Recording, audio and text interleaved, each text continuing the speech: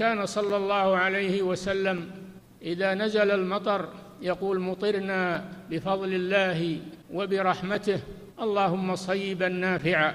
وكان صلى الله عليه وسلم إذا كثرت الأمطار وخيف منها الضرر يدعو ربه فيقول: اللهم حوالينا ولا علينا، اللهم على الضراب والآكام وبطون الأودية ومنابت الشجر.